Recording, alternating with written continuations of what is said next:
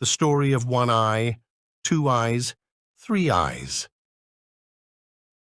There was once a woman who had 3 daughters, of whom the eldest was named One Eye, because she had only one eye in the middle of her forehead. The second had 2 eyes, like other people, and she was called Two Eyes. The youngest had 3 eyes, 2 like her second sister, and 1 in the middle of her forehead, like the eldest, and she bore the name of 3 Eyes.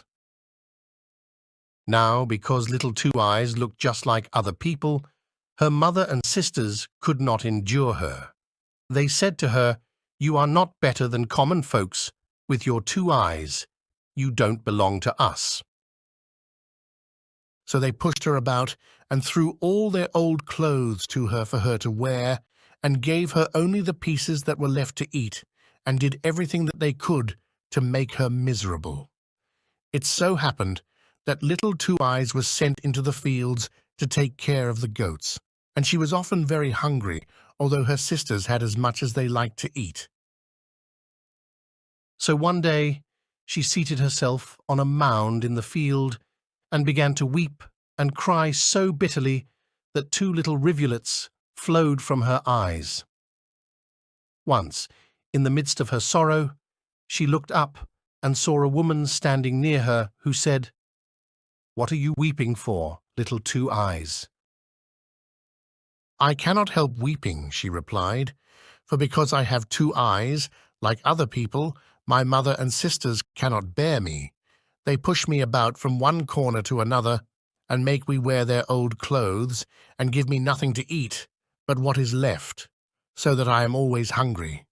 Today they gave me so little that I am nearly starved."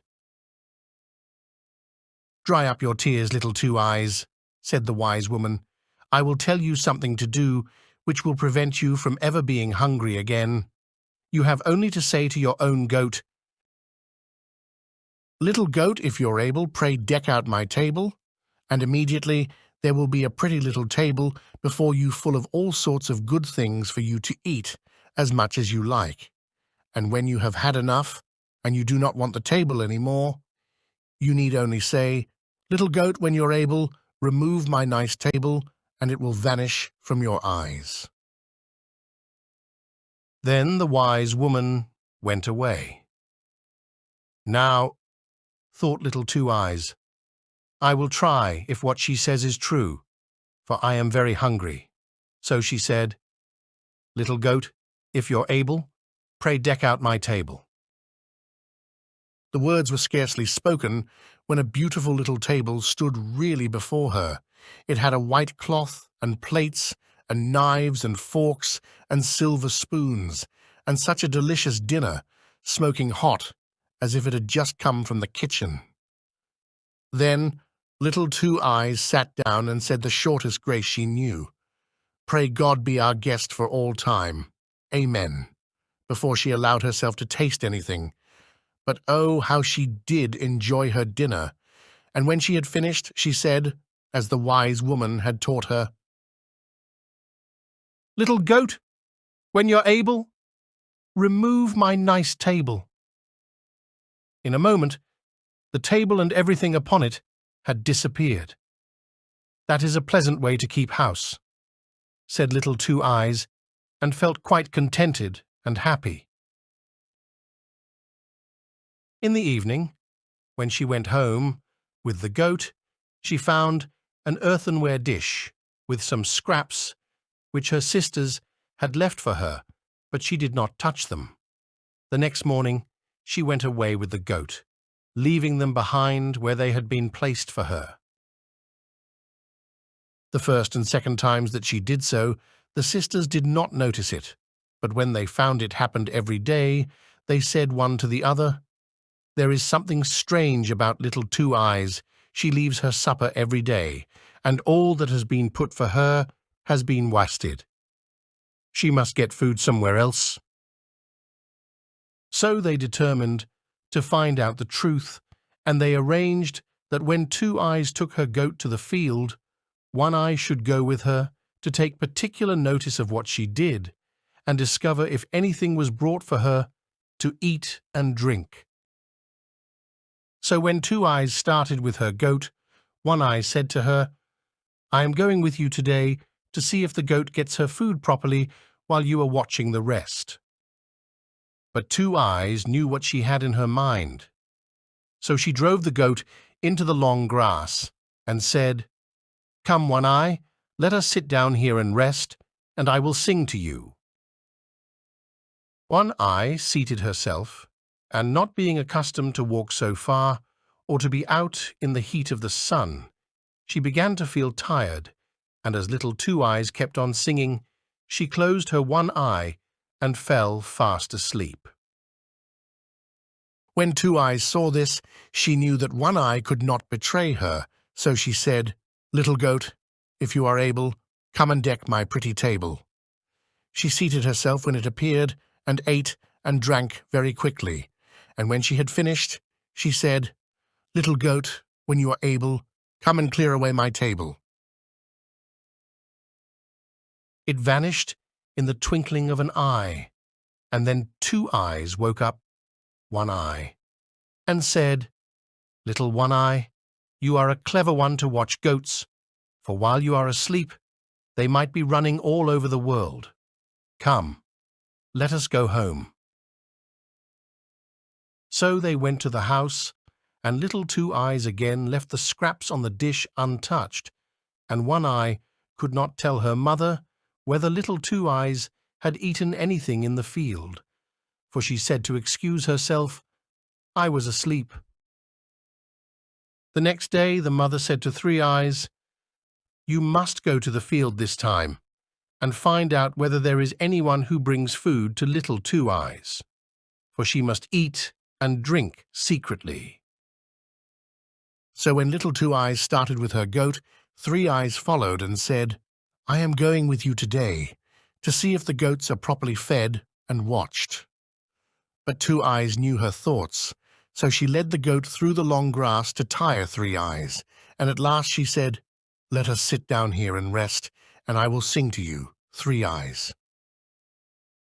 She was glad to sit down, for the walk and the heat of the sun had really tired her, and as her sister continued her song, she was obliged to close two of her eyes, and they slept, but not the third. In fact, Three Eyes was wide awake with one eye, and heard and saw all that Two Eyes did. For poor little Two Eyes, thinking she was asleep, said her speech to the goat, and the table came with all the good things on it, and was carried away when Two Eyes had eaten enough. And the cunning Three Eyes saw it all with her one eye. But she pretended to be asleep when her sister came to wake her and told her she was going home. That evening, when little Two Eyes again left the supper they placed aside for her, Three Eyes said to her mother, "I know where the proud thing gets her good eating and drinking." And then she described all she had seen in the field. "I saw it all with one eye," she said, for she had made my other two eyes close with her fine singing, but luckily the one in my forehead remained open. Then the envious mother cried out to poor little Two Eyes, "You wish to have better food than we, do you? You shall lose your wish." She took up a butcher's knife, went out, and stuck the good little goat in the heart, and it fell dead. When little Two Eyes saw this, she went out into the field, seated herself on a mound, and wept most bitter tears. Presently the wise woman stood again before her, and said, "Little Two Eyes, why do you weep?" "Ah," she replied, "I must weep. The goat, who every day spread my table so beautifully, has been killed by my mother, and I shall have again to suffer from hunger and sorrow." "Little Two Eyes," said the wise woman, "I will give you some good advice. Go home and ask your sister to give you the inside of the slaughtered goat, and then go and bury it in the ground in front of the house door." On saying this, the wise woman vanished. Little Two Eyes went home quickly, and said to her sister, "Dear sister, Give me some part of my poor goat. I don't want anything valuable. Only give me the inside." Her sister laughed and said, "Of course you can have that, if you don't want anything else."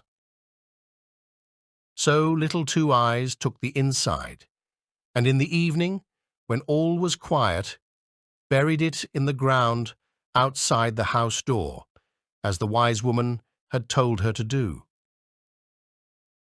The next morning, when they all rose and looked out of the window, there stood a most wonderful tree, with leaves of silver and apples of gold hanging between them.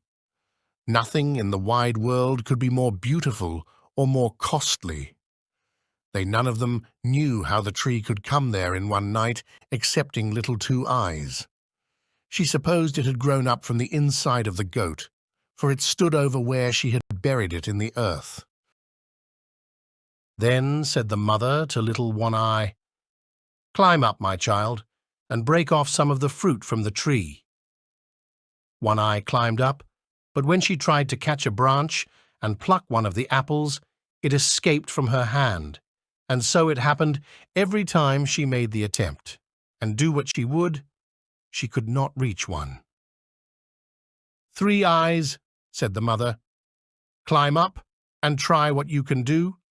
Perhaps you will be able to see better with your 3 eyes than One Eye can." One Eye slid down from the tree, and 3 Eyes climbed up. But 3 Eyes was not more skillful.